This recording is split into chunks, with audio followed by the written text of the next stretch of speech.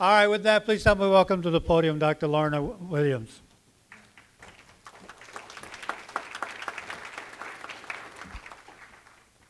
Gukstum Kalap, Stekalap Jauna, and Routmint Twat to include Skasha.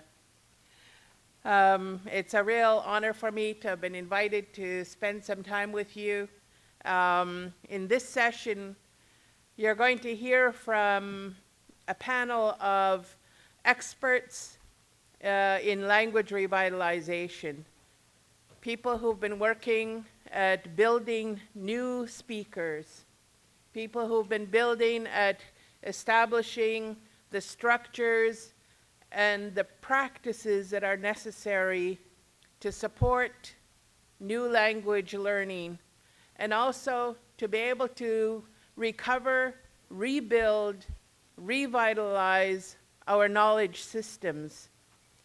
You're also going to be hearing from people who are working with communities in a larger scale, because in order for us to be able to support our vision of recovering and revitalizing our languages, we need to think broader, sometimes bigger than our language community.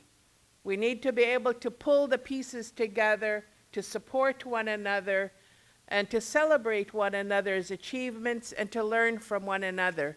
And so in this session, you're going to be hearing from people who've been working hard, studying and learning and doing. And so I'd first like to invite Peter Jacobs, who's a dual citizen, Squamish and Kwakiutl, and speaks both languages. And Peter is a PhD in linguistics, and we're so honored and pleased and blessed to have someone with his knowledge, with his passion for languages. And I'm telling you, he works with our students and he lifts them up in the way that he helps them to see their beauty, their wisdom, their knowledge, and their abilities to work on our language. So Peter?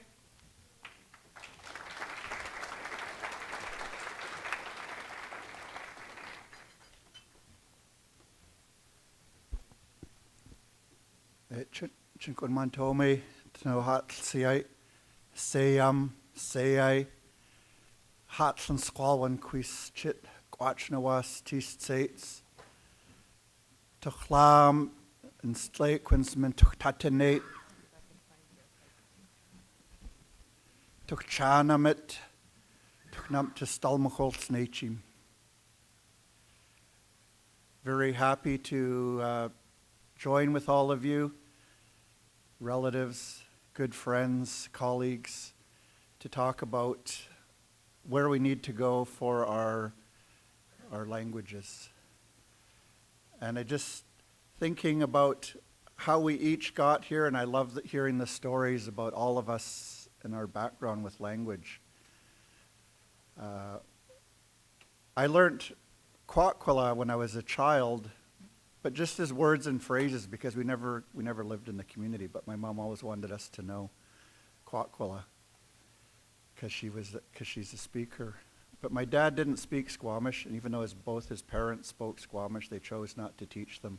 Living here in Vancouver, they didn't want them to be disadvantaged in the workforce. They didn't want them to experience the things that others were experiencing in residential school. But I did learn Squamish as an adult, primarily working on our dictionary, which we eventually published. And I went home one day to my other home in Fort Rupert, and my grandfather starts talking to all of his cousins there. He said, this is my grandson here. He's got 2 languages, meaning Squamish and Kwakwala. So he didn't include like all the other languages that I've learned, right? Or English. So I got 2 languages. There's 2 of yours on there. But what I wanted to talk about really what's in my mind is how we need to be informed about the next steps. And being at the university now, so not just working in my own community and having contact with my mother's community, to see what's going around in this country and seeing the different language initiatives is very amazing. And it's a story that we have not told adequately yet, where we're at. And so I love hearing those stories. But I wanted to talk about something that's also in the book, which is commonly called Fisherman's Scale. And it's how to decide what are the best next steps to take in your community for language revitalization. And I'm just going to try and, it's at the very end of one of the B one.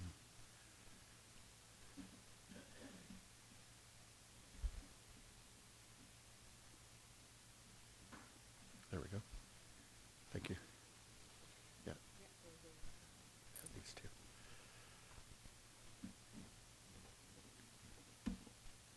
Okay. All right, thank you. Fishman, who was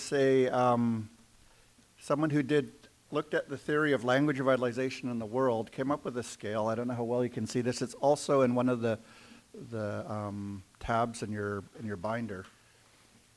Is to determine what are the best steps to take in a given community that's experiencing language loss or language shift. And there's much more to say about this, but I would like to primarily say is legislation needs to support communities where they're at. And that we've already been talking about that. But the challenge is how does a community know where they're at in comparison to other communities and into what are the best steps to take? And so Fishman talks about a language at stage 8 has only a few remaining elderly speakers. And I've actually taken these 2 slides out of the First Peoples Handbook looking at the status of language because they're much more targeted towards the BC context. And then the highest level is basically languages in every sector of society, including government. Government is conducted in the language, and in between you have a lot of different stages. Now the considerations we have to make is if you're a community with a fairly small group of speakers, what are the best things to do? And often we want to go into the school system right away. And most of the communities that I know of have done that. But we know the problems already stated is finding teachers with qualifications, finding enough time, finding enough money for resources, and all the things that go along with a school system. And yet here you still are not going to be creating a new generation of speakers by having 15 or 20 minutes 3 times a week. We all know that. We've all done that. It does something, and I'm not taking away from the good things that does, but if our final goal is reviving our languages to be a spoken language in our community, we know that's not going to work. So what do we do then in those contexts? And this second slide talks about some of the steps that would be the best steps to take. And some of us are doing that and have done that and have stories to talk about. If you only have a few speakers left, we've been doing mentor-apprentice in a number of communities and augmenting mentor-apprentice in different ways.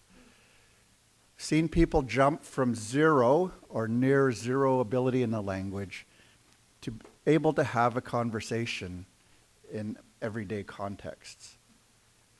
That's a lot. Now, those students, those language learners still need to go another higher level to be good teachers, but that's much farther than we've got in doing 15 minutes 3 times a week. And so this kind of a layout gives us a good way to think about what are the best things. And I just wanted to bring to all of us as a group that whatever we do needs to be informed by this approach to support communities where they're at, but also to give communities the tools to be able to assess where they're at. And just saying, what does the community want, assumes that the community knows what are the best steps to take in their context. And we need to offer those kind of supports to communities in the process of making language planning a reality for themselves. So both of these scales are available in the First Peoples books. And I would say we need to go even further because our communities have changed even in the last 10 years. And we started talking about language learners. In some of your communities, people have been doing language learning for decades now. And we can say like, oh, they are not fluent speakers. They are not conversing in the language. But our experiences are showing now that that pool of people can be drawn upon to go up to that next level to become proficient speakers. And we need to support those initiatives. They require a lot of time. They require what we understand now to be thousands of hours of language contact, not 45-hour courses once a semester. And my colleagues here will have more to say about that, but I wanted to leave that with you. Whatever decisions we make, that need to be based on the principled way of looking at the state of language in a given community or a set of communities, and then best practices for that stage. So I'm going to turn it over to Tina.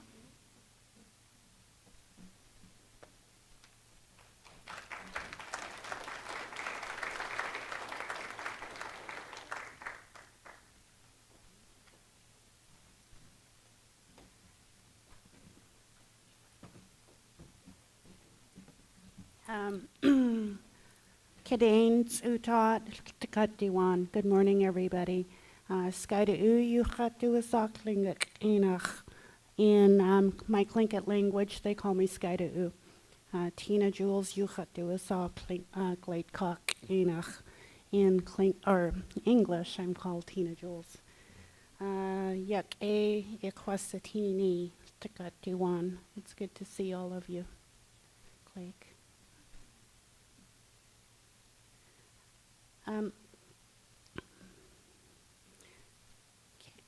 So I'll get settled, Peter. That's so funny. I wasn't nervous at all, but then when I got up here this very second, I suddenly got nervous. I'd like to thank our elders for the prayer and the welcome this morning. Goodness for that. Sogasin La, Shonithan, Masicho, Tsinicho, in our languages from the Yukon.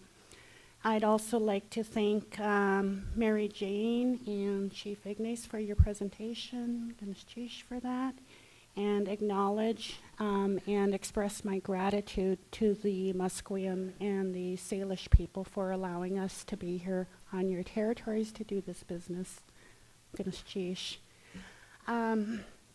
So from the Yukon here, I practiced it kind of this presentation quickly this morning at breakfast, and my colleagues was like, that's way over 10 minutes, Tina. So I'll go fast here. Just some context in the Yukon. We have 14 First Nations. 11 of our 14 have self-government agreements. 5 border languages, Gwich'in, Tlingit, Upper Tanana, Kaskahan. And Mountain Slavey speakers just recently announced in Ross River, Yukon, that we do have speakers up there and they'd like to be acknowledged as a Yukon language. 8 language groups and numerous dialects as with any other language groups. And all of our languages, 100%, are critically endangered from our perspective. Although when you look at the United Nations World Atlas, it says that only 4 are considered critical. That data is based on Stats Canada, which didn't accurately report where our languages are in fact at. So in 3 of our communities, we have less than 5 speakers, some with only 2. And we have 1 language group that is considered sleeping. And for most of our languages, our elders are the last generation that we have that were born into the language, which is what Mary Jane was talking about earlier this morning. To the best of our knowledge, we don't have any fully fluent children entering kindergarten or learning their language, becoming fluent in it as their first language or mother tongue. In terms of what we do have, we have some language nests. Also, just adding to what Mary Jane was talking about this morning, all public, we don't have any First Nations schools in the Yukon. They're all public schools, and it's your traditional second language program. We do have some adult immersion on a part-time basis. We don't have full-time as of yet. And a little media, and some First Nations have language plans. And we have one First Nation, Champagne-Ajac First Nation, with a language act, and another one, Teslin Tlingit Council, that's hoping to have theirs approved by July. So what I was asked to talk about is how we go about working with a number of First Nations in an area that has a large geographical span and a number of languages. So what I thought we could do is just share with you what we are doing. So at the Language Center, we've looked at, in the middle there, research and recommendations from a number of reports and strategies. And we've drafted out a framework for a strategic plan. And what we're doing now is we're meeting with language speakers, language teachers, elders, and reviewing the draft strategic planning framework and receiving feedback, and then we go and we revise based on the feedback we receive. So far we have completed the 4 Northern Shoshone Nations, Little Salmon Carmacks First Nation, Selkirk, Nacho Nagda, and White River. Also with Tlinka with Carcross Tagish, the Han, and I know I'm forgetting one. But we've spoken with those language speakers, learners and teachers, and sometimes there's leadership there as well. Our next step is to go and, finish all of those consultations and then draft up a plan, which will be a draft strategic plan. That'll go to leadership at the local level and then come to Central Yukon First Nation leadership for review and approval. Once we have a strategic plan in place, we will be developing a reorganizational plan. And from there, once that's reviewed and approved, same process involving the language community, but also the political community. And from there, moving forward into implementation. The reason we're doing this is we've had a central organization for years that's still operating on the model that promotes and supports the type of second language program we have right now in our school system. And we're trying to move towards an immersion-based model where we're concentrating on producing fluent speakers.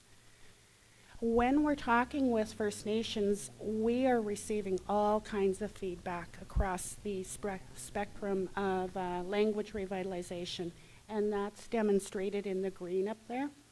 So we have some communities that would like to focus on curriculum, like we need a fluency going from non-speaker to fully fluent speaker. Or another community will want to focus on a language app, or another one, language legislation. So it is all over the place.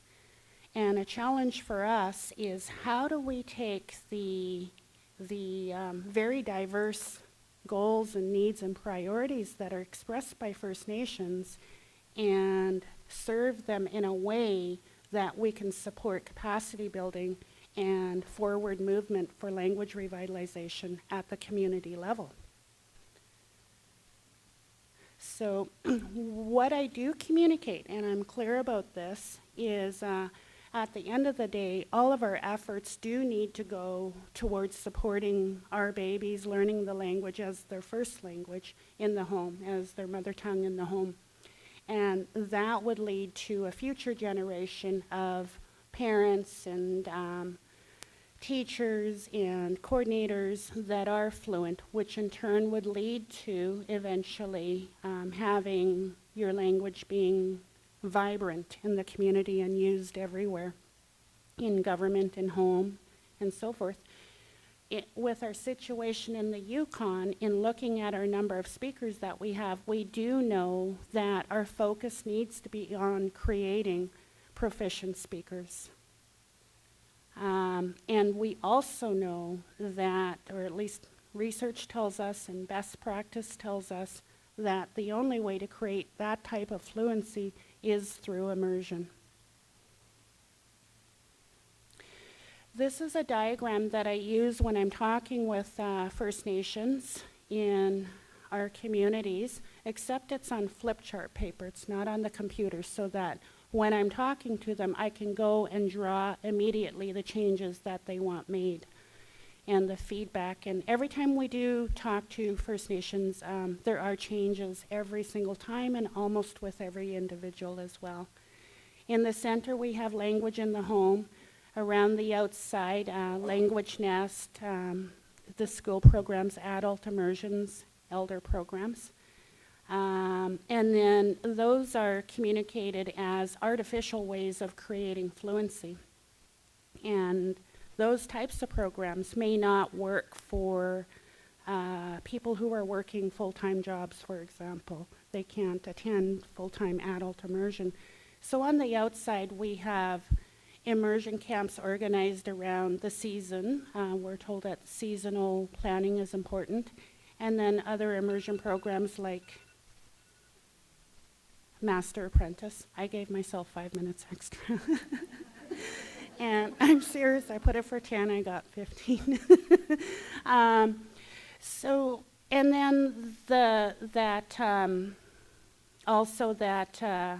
at the end of the day, immersion doesn't just exist in these artificial programs that we're putting in place now, that it has to exist at the end of the day on the land, when we're out on the land, in the workplace, in the government, and not just First Nation governments. Uyensik Chia, my colleague from Whitehorse Southern Shoshone Country, emphasizes that we need immersion, our language used also in territorial governments and federal governments and whatnot, and throughout the community. This diagram has served us fairly well. It always generates conversation. And just this morning, I had our Director of Education from CYFN say, you know, the way it's structured there, that K4, 5, 5, 9, it's really Western. And I'm like, you're right. And so how do we change it then? What do we do? This morning also, when we were having breakfast, it was said that the focus needs to be on the babies, the early learning. And so maybe that should be a circle around the home rather than out there with the school system, because the fluent speaking children would push the school system to offer better language programs similar to the Maori or the Hawaiians. So these are just conversation generating diagrams that really produce a good dialogue, and we get excellent feedback, or we're getting it so far from First Nations. And what we do is I have a draft outline of a plan for our organization with our mandate under development and strategies for success and goals to action, I guess it says. And we just change it. This is just based on language revitalization models and best practices, and there's tons of them on the internet and so forth. But what we're doing every time we talk with First Nations is making it more specific to our communities. So what I was trying to say is, when we're working with First Nations, it is challenging to come up with something that is inclusive of our people at the very local level and right down to the clan level or family level. And that's the type of feedback we get. So we're trying to come up with a process that is responsive and respectful, that it is the First Nation community and those language folks that will determine what they need and articulate to us what their goals are. When we work in a central place like I do, it's my job to try and incorporate that to the best of my ability, but balance it with models that are in fact working out there. So with that, I didn't have a quote today, and I heard one of my colleagues had a quote, and I'm like, oh, geez. But I do, it's, funny thing, weird thing, how we say that. I do have a live quote. And it's it's just to show you that, or share with you that situation of we have First Nations all over the place across the spectrum. And how can we make this legislative process respectful of the fact that First Nations are all over the place? Some have language acts, some have language nests that are very successful, some have immersion schools, some are starting out. So with that, I call on my brother from Teslin, Yukon, Gaston, to deliver our live quote, and you can explain it. Ganaschish, Masicho, Sugasin La, Shoni Than, Zincho.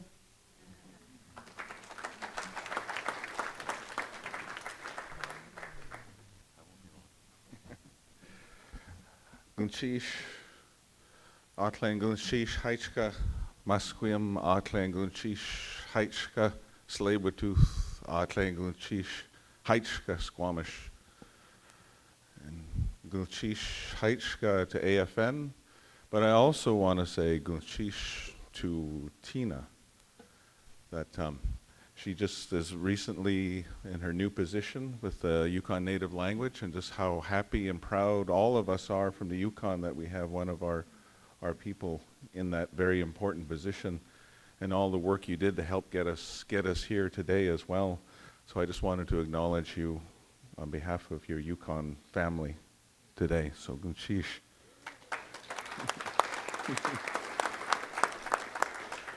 And she also played a role in helping us with Teslin Tlingit Council develop our language revitalization plan that she and others had worked on within Teslin, and part of that had mentioned the Language Act.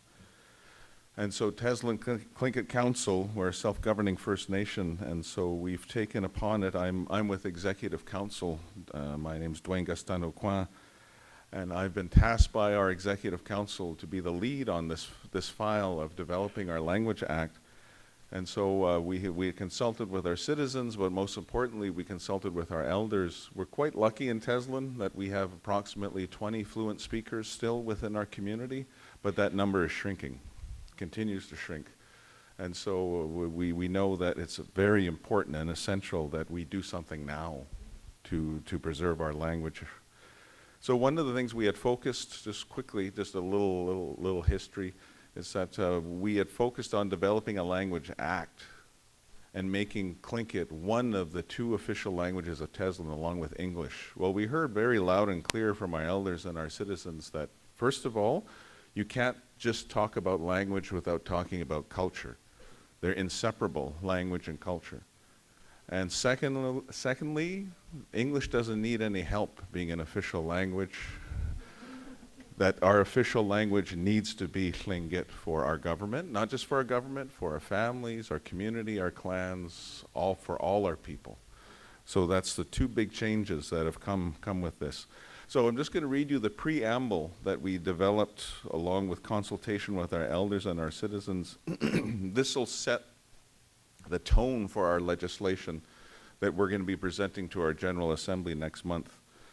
It's Tlingit Yuchatangi Kaha Shagun, which is the Tlingit Language and Culture Act. We, the Teslin people, have a distinct history, language, and culture that we pledge to continue to maintain and share with our future generations. Since the beginning of time, the Kian Kau, which is our word for the Creator, has made us part of the land, part of the water, and part of the air. Our ancestors have preserved and protected this sacred relationship, and so we pledge to our children and our children's children that we will continue to maintain this sacred balance for their benefit. This balance is found in our sacred teachings of Ha Kustiyi, which is Tlingit for our way, that has been given to us by Dekian Kau and handed down for countless generations by our elders. Ha Kustiyi is the core of our culture and is who we are as Teslin Tlingit people. To understand and live our culture, we must also know and speak our language, as they are inseparable, and each are necessary to fully live Hakusti'i. This responsibility to preserve, protect, and revitalize the use of our language and culture does not lie solely with Teslin Tlingit Council, but includes everyone, from the youngest baby to the oldest elder, from the families to the teachers, from individuals to the clans. With the assistance of this law, we pledge to work together to preserve and protect our sacred language and culture for our future generations, and thereby ensuring the creation of a healthy community by fostering the development of healthy Tlingit citizens and a healthy Tlingit lifestyle. And this is really the wisdom of our elders that it's been a privilege to share with you today. So, Gunchish Haichka. Thank you.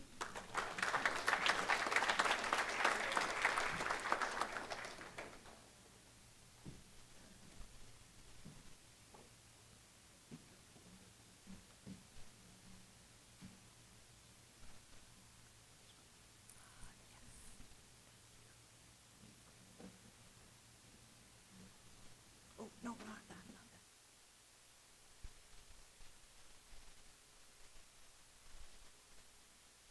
I want to go to, this is my very first slide.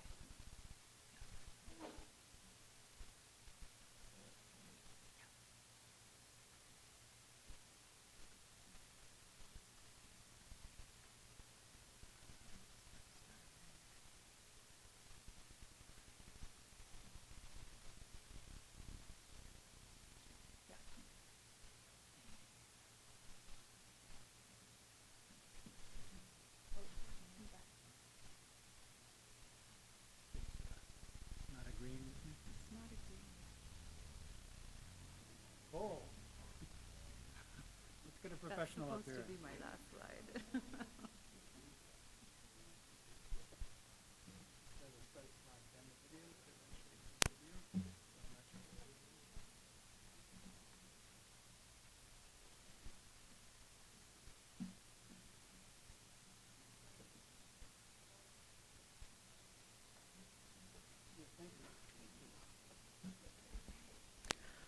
Qela kasla nugwa glak quoth kin lach tsachis Iachla Lacha University of Victoria, and I'm also on the board of the First Peoples Culture Council. So my Bakwam name is Glak quoth. My English name is Trish Rossborough. And I want to talk to you a little bit about creating adult speakers, because I think that's such an important part of the journey that we're on. And beginning with the first slide, you heard my younger brother Peter say today that legislation needs to support communities where they're at. And it's true that our programs also need to support communities where they're at. And that's a picture of the frozen Daicho, where when Peter and I went to work in the Northwest Territories to deliver a program, we were told very clearly by the leaders of the community that we couldn't start a program without first going on the land where the languages live. And so in January, -38, us coastal people took our big sleeping bags and went out to sleep on the banks of the Daicho. And it was an amazing experience, but it was the right place to start the program. And our legislation in the same way needs to start in the communities and where the communities are at. The context for each of our communities is going to be very, very different. So a little bit of my background, I had the great opportunity to be in a mentor-apprentice relationship with a relative of mine, Florence Veazey, my Auntie Fuzzy. And supported through First Peoples for 3 years, I engaged in my language, in my mother's first language, because like many of us, my generation was not past the language because my mother was of the generation that was punished for speaking it. And so as an adult, I stepped up with courage to go and work with Florence. And it took courage for Florence to do that work too. So in that path, as I was learning Kwakwala, she was also recovering her own Kwakwala. The day I knocked on her door and asked her if she would help me, she said, "I was waiting for something like this. I've been speaking my language to my dog because I didn't want to lose it."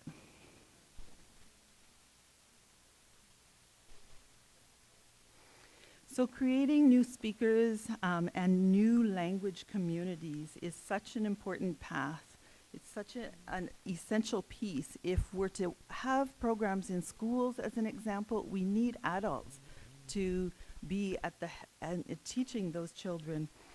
And there's important steps that happen in the recreation of communities where our languages live, are being spoken, and are being transmitted to the children. And that involves the development of new adult speakers.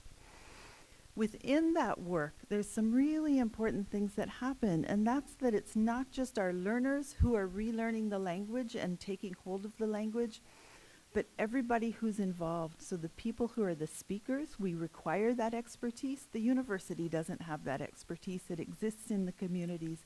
Those speakers are being recognized for the gift that they have, and there's a place for them to work. And also those who are not speakers, but were born into the language and had their language disrupted at an early age, are coming into that work and being part of the community of helping those to bring the language back. Again, back to the Deicho, this is that first camp. It's really important to recognize there is a place for everyone in this work. When we went out to that camp, the government was there, the local government, the leadership, the MLA from that area was there, the elders were there, babies were there, teachers were there, launching the program in a good way. Having the people not only be there to give support to the work, but to witness the changes that are happening as people are once again becoming speakers, gives that foundation and allows the work to really expand and grow. So we learn from our students all the time that it's really important to have multifaceted approaches to language learning. There's no one easy answer. And for a long time, a lot of us were looking for that easy answer, thinking that it's in a method. However, while we need engagement, so you see people sitting around the fire where we've been learning the language, doing communicative activities, hands-on everyday activities, we also really benefit by working through direct language teaching, learning how the language works. So some in-class teaching and supporting that work with text. These are two of the programs for our people from our Deicho program, Datsi Tetso, the learner, and Violet Jumbo, her teacher and her mentor. This comes from an article that was featured in CBC North. I just want to read a couple of quotes from Dati, the learner. In the Dene way, language and culture intertwine. So if you don't have one, you're missing out. It's really important for me to be able to claim that and to share it with others. And then she goes on to say, the program isn't always easy, and funding is a key for many students. So time and funding I see over and over again as issues. And what can funding do? Funding can often buy the time that people need to learn the language. Those that become speakers are those that are able to spend many, many hours speaking the language with speakers, with their peers, and working on the language. In our busy modern lives, that can be really hard to accomplish without some kind of funding support. Funding can support that time. It can also support our programs. So we need to privilege the language. This sign comes from a language camp that I participated in my own language group. What it says is Kwakwala Oma, Kwakwala only. Is mama flagalawaha. Please don't speak English. So we need to privilege our language, create those spaces where our language comes first. And I'm just going to end by showing a video from the Taltan group that we work with. This is an excerpt of a video from the Taltan central government, Da Dafke No Dethi Day. And here you'll just hear some voices around the importance of supporting adults to become fluent and proficient speakers of our languages. So now that we have children that are learning the language in the language nests, I really believe it's important for the parents to start learning the language, because we have the elders who know the language and some speak fluently, and then we have the children who are understanding the language and are starting to speak the language. I feel that by bridging the gap between the elders and the children, by having the parents learn the language, we're promoting the intergenerational transmission of the language, where the parents pass the language on to their children. I feel that it's very important for adults of childbearing age to learn the language. The language nest has an impact on our lives in our family, because it actually inspired me to go back to school to get a diploma in TEL-10 language revitalization.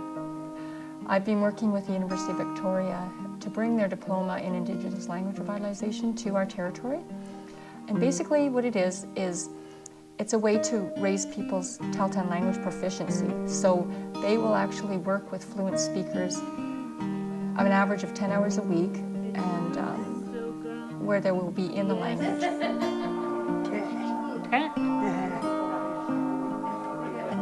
I love working with the mentors.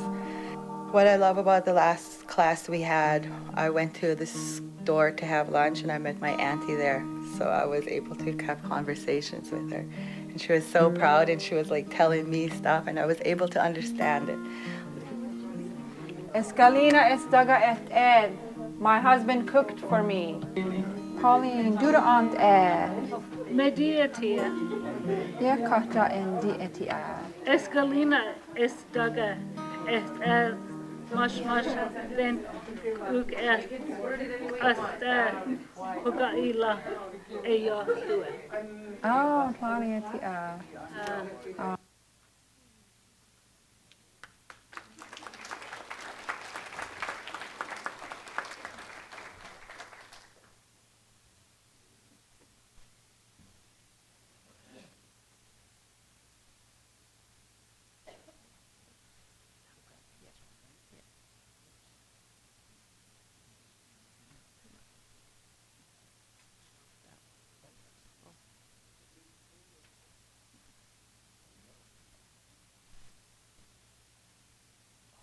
No. Oh, yeah, but yeah. Thank you.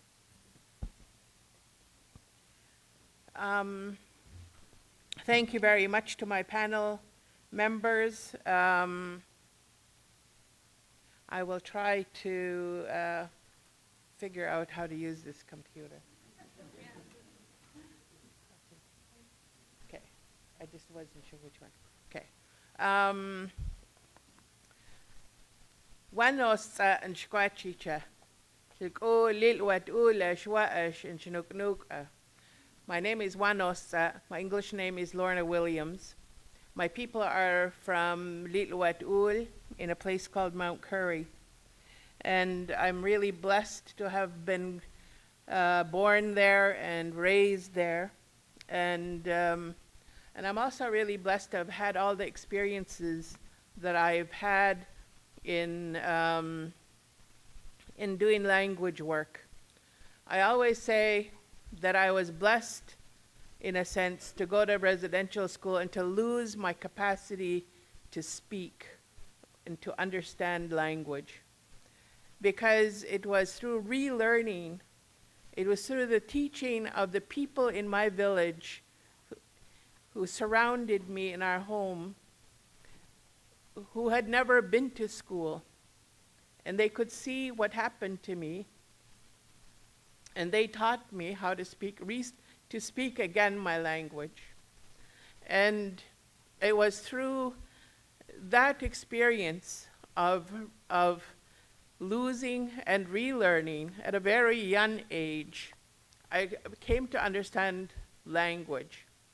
I also, at a very young age, became an interpreter because I ended up after residential school in the hospital for 4 months, where of course I learned English. And so when I went back home, I didn't know this, but when people wanted to understand, wanted to go and see the Indian agent or to a store or to a lawyer or a teacher, they came and got me and to go with them so that I could, because I could speak English and our language. And I didn't know then that's what I was doing, but I learned from those experiences. And so when our community in 1972 took over its education, its school, we had an opportunity at that time to build what our community thought was what we needed in a thing called education, and to try to figure out what this new form of a way of learning had to be. And one of the things that we did was we did a survey. We visited every family in our community and we asked them, what do you want your children to learn in our school? And one of the things, the primary thing, not everybody, but 95% probably of our people said they wanted our children to maintain our language. And so we began our language work at that time. And since then, I worked at a variety of levels. I worked for a time in the Vancouver School District. At that time, it was the largest district with the largest Aboriginal population in the province. It isn't anymore, but at that time it was. And the children who attended public schools had no access to their community, language, and culture. And then, for a time, I chaired First Peoples Cultural Council. And I want to say that active participation is such a critical piece of any work that we do, whether it's at a community level, whether it's at the provincial level, a national level, or an international level. I also was part of the Victoria, University of Victoria, God, I can't remember, and was really honored to be a Canada Research Chair in Education and Linguistics, and learned at that time the importance in building education models that reflect our world in the way that we teach and in what we teach and in how we teach and how we learn, and those require active participation. In active participation, it's not only drawing on people's knowledge and expertise, it's also how we hear, because our ears and our way of understanding and of listening has also been colonized. And we need to be able to really look at ourselves courageously, to be able to see how we hear and listen through the value system, through the lens of the colonizer. And we don't often force ourselves to listen with the mind, the eye, the spirit, and the hearing of our Indigenous world. So active participation And if we're going to be talking about legislation, it has to reflect our world, our way of being, and our ways of being with one another. Every Indigenous person in this country has a right to access learning and speaking their language no matter where they live. I was really touched by the chief's story about being taken away when he was a child.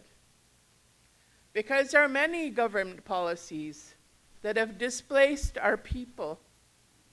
And in the teaching that I'm a teacher, and when I was teaching in K-12 in a public school system, and when I was teaching at the university, I met so many people who had become disconnected from their families, from their communities, and from their land. And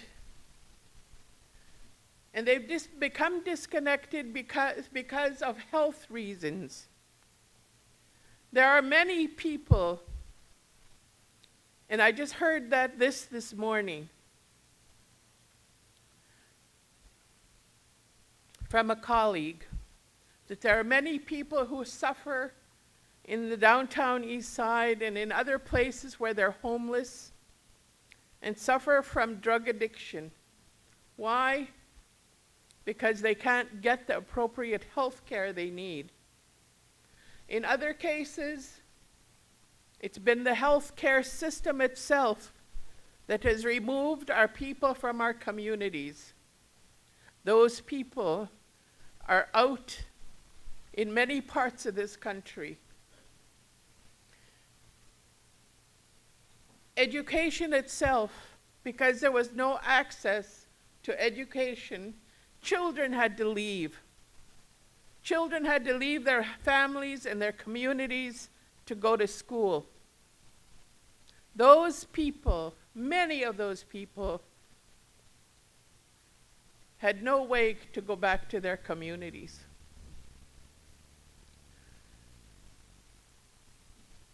Social services remove children, as we heard this morning, through adoptions and fostering.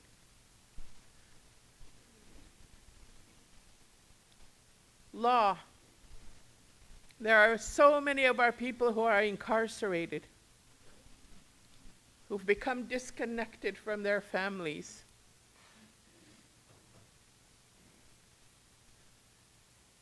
There are many women who've had to leave their communities.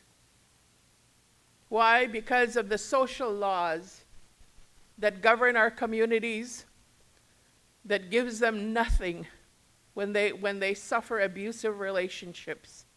And the only recourse they have is to leave their homelands. And they become disconnected and displaced. I want you, in the talk about the right to language, you have to remember all those people who might not be represented in the places where you listen to people and what they want for language in their lives. I don't want you to forget them.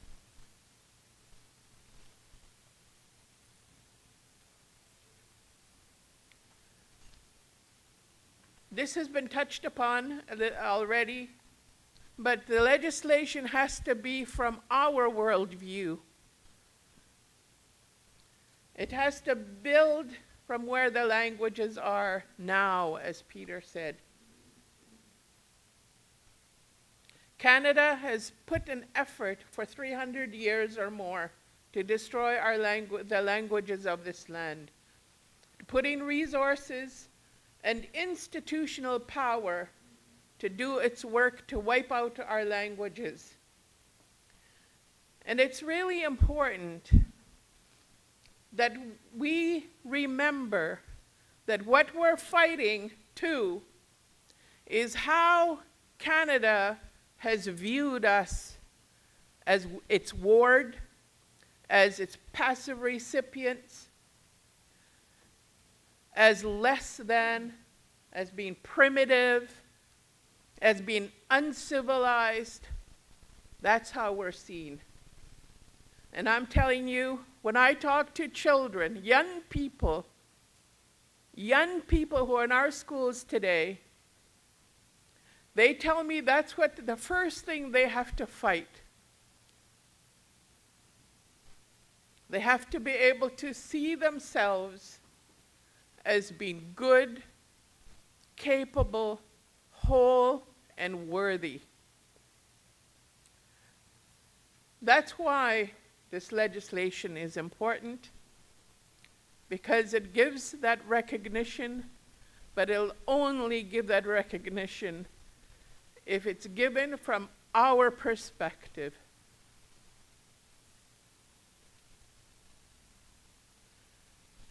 This legislation needs a really good plan for successful implementation. We all see and know what happens to new laws, new policies, that unless there are appropriate resources and directives and follow-through and leadership, it's not going to go anywhere. And then we're just fighting that rather than doing the work that we're supposed to be doing, which is to save our languages, our knowledge systems, and our ways of life.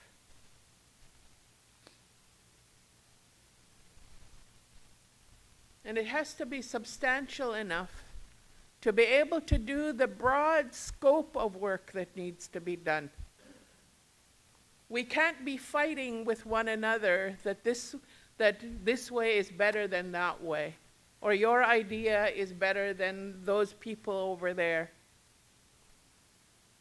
We have to be able to respect and honor the work that people say they need to do to have the right and to have the capacity to speak and to be heard in their language, no matter where they are.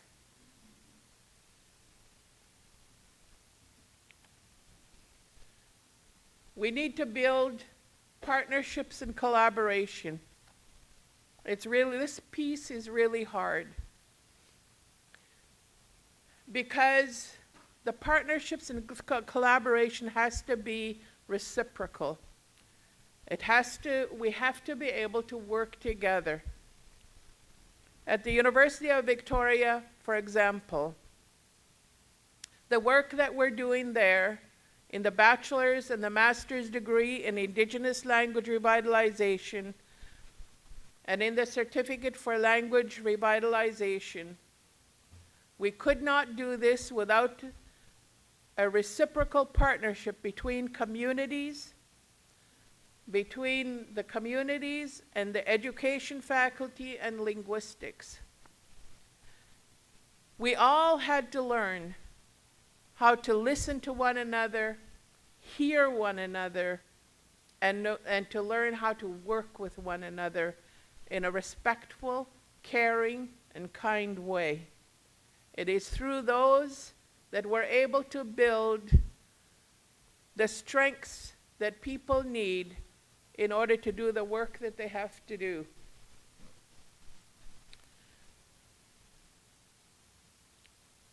So it needs to be led, this legislation needs to be led by Indigenous experts in language and cultural revitalization.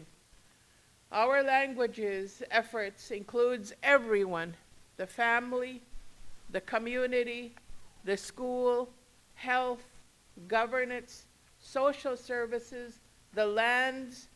Our relationship with the lands is so pivotal. Law, economic development, our traditional community, spiritual and knowledge systems, Our languages are the window and the foundation of our values, our beliefs, our world understanding, our universe understanding.